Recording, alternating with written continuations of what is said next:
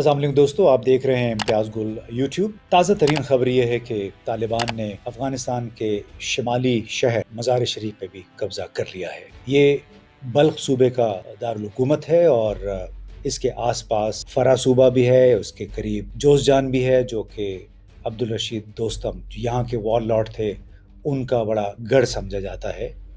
और 3-4 दिन बड़ी जद्दोजहद की, तालिबान ने लड़ाई बहुत हुई, किसी हद तक उनको मुज़ाहमत का भी सामना करना पड़ा। ये तवक्को थी कि जनरल रशीद दोस्तम और इसके साबिक गवर्नर अता नूर इनके साथ ज़बरदस्त लड़ाई करेंगे, मुज़ाहमत करेंगे, लेकिन मज़ार शरीफ से जो इत्तलात आ रही हैं उसके मुताबिक अब्दुल रशीद दोस्तम लापता हो गए हैं, जबकि अता नूर बज़ाहिर तालिबान के साथ मिल गए हैं। उन्होंने मज़ीद लड़ाई से इनकार किया और उसके नतीजे में मज़ार शरीफ बिलाखिर तालिबान के हाथ आ गया है।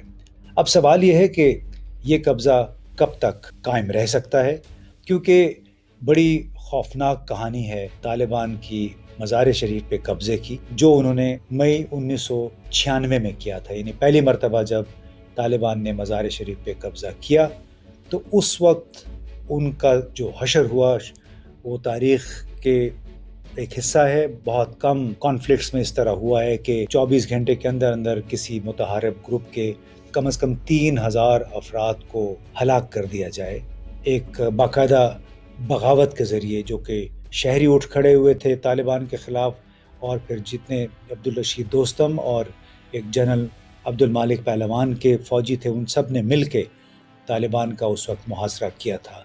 कहानी है मई 1996 की। 24 मई को हम अक़वाम मुत्तहिदा के एक सिक्योरिटी मिशन के साथ 12 के करीब हम सहाफ़ी थे, पहुँचे मज़ार शरीफ सूरत हाल देखने के लिए। उस वक्त तक जनरल अब्दुल मालिक ने जो अब्दुल रशीद दोस्तम के ख़िलाफ़ बगावत की थी, वो उसमें ठहराव आ गया था और दोनों में समझौता भी हो गया था। जब हम 24 मई को वहाँ पहुँचे, हालात तकरीबन नॉर्मल थे, लेकिन 25 मई को ये क़यासाराइयाँ शुरू हो गई कि तालिबान आ रहे हैं। जब तालिबान के आने का शोर हुआ तो इसके साथ ही बहुत सारे मुनज़्ज़म गिरोह, ऑर्गेनाइज क्रिमिनल ग्रुप जिनको कहते हैं, वो मुनज़्ज़म हुए। हम लोग ठहरे हुए थे अक़वाम मुत्तहिदा के गेस्ट हाउस में। 2 मरतबा उस पे हमला हुआ, जो शशो पंज की सूरत हाल थी, गैर यकीनी थी। उसमें ये लोग आए, उन्होंने लूट मार की, जितनी कैश थी गेस्ट हाउस में वो उठा के चलते बने। इस दौरान सब पे खौफ की सी कैफियत तारी थी। फिर सारी रात फायरिंग होती रही, फायरिंग का तबादला, लड़ाई शदीद थी।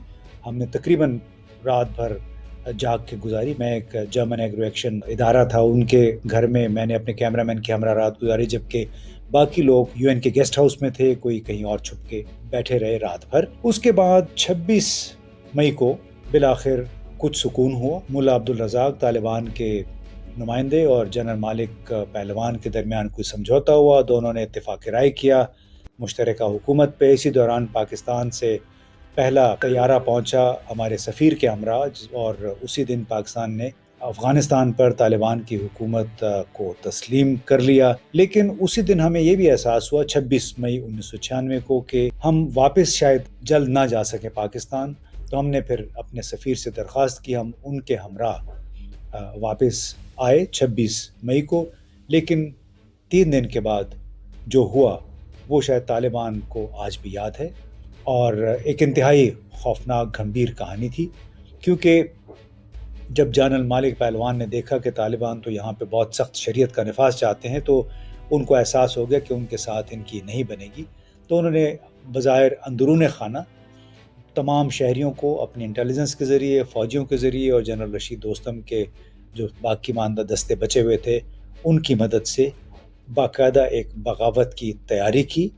और 29 मई को यहाँ पे एक मुनज़्ज़म कत्ल आम हुआ तालिबान का। मज़ार शरीफ और उसके आसपास के जितने जहाँ वो काबिज़ थे, उनको चुन चुन के कत्ल किया गया, घरों से निकाल के, चौकियों से निकाल के।